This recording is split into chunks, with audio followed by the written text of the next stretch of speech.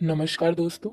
आज हम जायसी द्वारा रचित पद्मावत की कथा वस्तु या फिर कथा सार या सारांश पढ़ेंगे, वो भी उस खंड का जिसमें नाग वियोग नागमती वियोग खंड बताया गया है।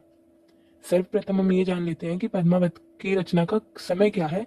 तो वह संवत 1540 बताया जाता है। और पद्मावत की भाषा क्या है? अवधी भाषा में लिखी गई है। सर्वप्रथम हम प्रस्तावना लिखेंगे और अपने प्रश्न का आरंभ करेंगे। नागमती का वियोग वर्णन हिंदी साहित्य के अंतर्गत वियोग और विरह वर्णन की अमूल्य निधि मानी जाती है और यह वियोग वर्णन मलिक मोहम्मद जायसी द्वारा रचित पद्मावत महाकाव्य के अंतर्गत आया है। ये प्रश्न भी पूछा जाता है कि पद्मावत महाकाव्य है या नहीं है, तो ये चीज भी आप याद रखिएगा। पद्मावत एक तरह का प्रेम और विरह का काव्य है। राजा रतन सेन जब रानी पद्मावत को प्राप्त करने के लिए नागमती को छोड़कर जाते हैं, तब नागमती पति के वियोग में और विरह में व्याकुल होकर तड़पने लगती है। उसके जीवन का एकमात्र आधार उसका पति है, जिसके अभाव में उसका जीवन निष्प्राण हो जाता है। आचार्य रामचंद्र शुक्ल नागमती के वियोग वर्णन को पद्मावत का सबसे सशक्त पक्ष मानते हैं। उनका मानना है कि नागमती रानी है, लेकिन विरह में वह अपना रानीपन भूल जाती हैं और एक साधारण स्त्री की तरह आचरण करने लगती हैं। उनके विरह की तीव्रता इतनी अधिक है कि पशु पक्षी फूल लता के साथ पूरी प्राकृतिक उनके विरह में शामिल हो जाती है। अब हम देखते हैं नागमती का वियोग वर्णन। जायसी कृत पद्मावत श्रेष्ठ प्रेम काव्य है, जिसमें प्रेम के विरह अथवा वियोग पक्ष की महत्वता स्थापित की गई है।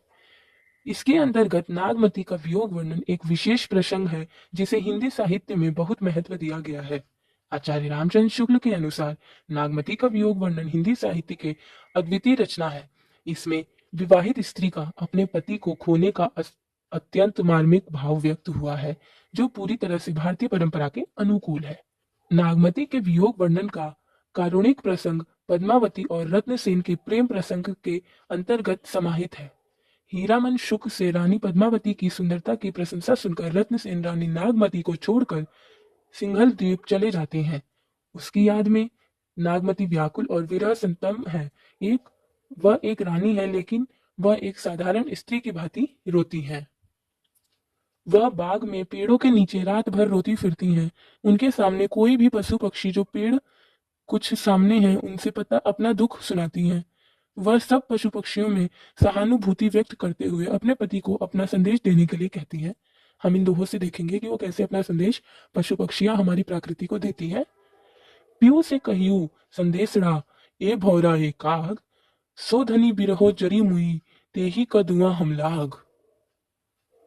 नागमती का विलाप और करुण कंदन इतना मार्मिक है कि उसके विलाप से उसके बागीचे में उदासी बरस रही थी।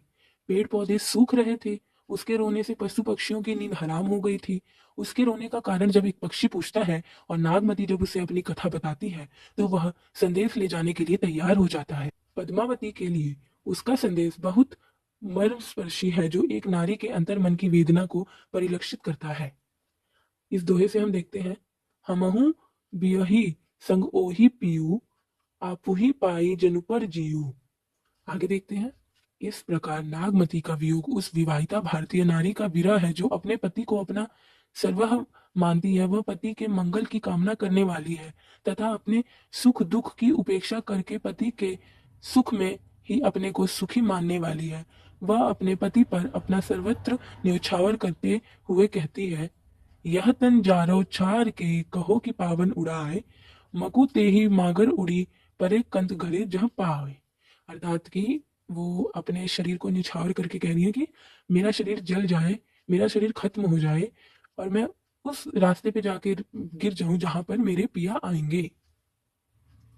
नागमती का वियोग ऐसे समय का चित्रण है जिसे मध्यकाल कहा जाता है।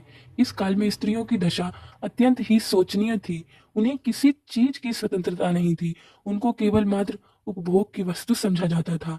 ऐसे समय में नागमती का चित्रण एक नारी की अस्मिता तथा उसके अधिकारों के लिए संघर्ष को दर्शाता है। यह कवि जायसी की अपार सहृदयता का परिचायक है, जिसे ऐसे समय में उन्होंने एक परिव्यक्तता स्त्री की आवाज को मुखर अभिव्यक्तित अदान की है। रानी नागमती के प्रेम में इतना बल है कि रत्न सेन को वापस आना पड़ता है।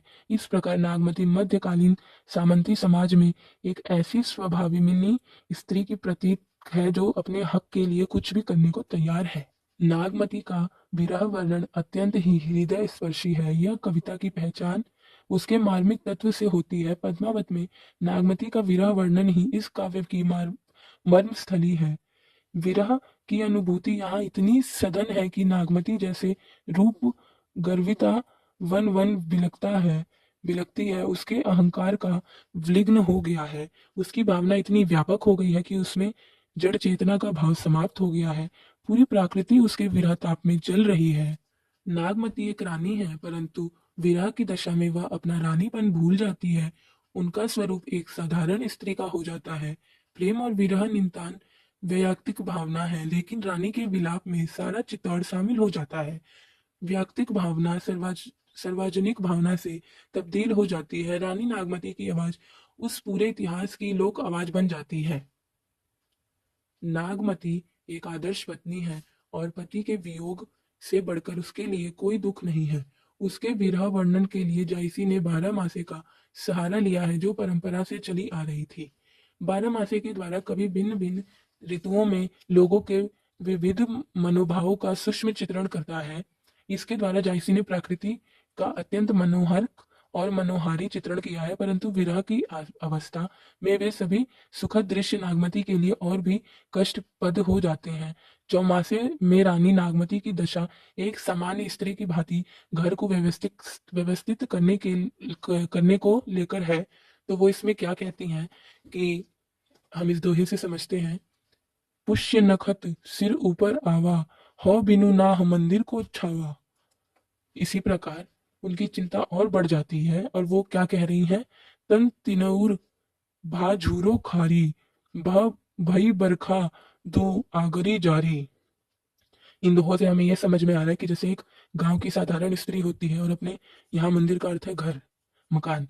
तो एक गांव की स्त्री बरसात में जब वो झोपड़ी होती है और वो उड़ने लगती है, उसका घास वास उड़ जाती है, तो उसको ये डर रहता है कि मेरे पिया नहीं है तो वो झोपड़ी कौन छावेगा। यही नागमती कह रही है कि मेरे पिया नहीं है, मेरे सिर के ऊपर कोई नहीं है, जो मेरे सिर के ऊपर आया इतना बड़ा तूफान है, उसके लिए मेरे मंदिर की छत कौन छाएगा। इससे हम समझ सकते हैं कि नागमती एक रानी ना होकर इस समय एक साधारण स्त्री की तरह अपने पति के लिए तड़प रही हैं। अब आगे हम इसका निष्कर्ष देखते हैं। निष्कर्ष, इसमें कोई संदेह नहीं है कि नागमती का वियोग उस चरम अवस्था में ऐसी स्त्री का वियोग है जिसको छोड़कर उसका पति दूर चला गया है। हिंदी साहित्य में विरह वियोग का ऐसा चित्रण अत्यंत नहीं मिलता। यद्यपि वियोग वर्णन का स्वरूप सूरदास, बिहारी आदि कवियों में भी मिलता है, परंतु जायसी के नागमती का वियोग इतना जीवंत और वास्तविक लगता है कि इसमें कृत्रिमता की कोई गुंजाइश नहीं है। नागमती का विरह भारतीय नारी के आत्मगौरव का वाहक है, जिसमें पति के बिना स्त्री अपने को अस्तित्वहीन मानती है। जायसी ने नागमती के माध्यम से मध्यकालीन स्त्रियों की अभिव्यंजना की है, जिसके साथ आम जनता की संवेदना और सहानुभूति जुड़ जाती है। हम पद्मावत के वियोग खंड में यही देखते हैं कि जायसी ने जो नागमती है उनका वियोग वर्णन 12 मासे के सहारे से किया है। जो 12 महीनों के जो खुशियां और मौसम के बदलाव में ऋतुओं के हिसाब से कुछ खुशी आती है तो कुछ दुख आता है, परंतु दुख तो दुख और जो सुख है वो भी दुख में ही नागमती के लिए परिवर्तित हो जाता है अपने पति के बिना। वो अपने पति के लिए तड़प रही है और राजा रतन सेन उससे दूर चले गए हैं। और इससे ये भी पता चलता है कि जो जायसी है उन्होंने नागमती को भारतीय स्त्री के रूप में दर्शाया है, जो मध्यकाल में हर एक स्त्री की स्थिति थी उस समय, वो उन्होंने इस पद्मावत के माध्यम से हमें बताने की कोशिश की है। अगर आपको मेरा पढ़ाया हुआ थोड़ा सा भी समझ आया हो तो कृपया मेरे चैनल को सब्सक्राइब और मेरी वीडियो को लाइक करके जाएं। धन्यवाद।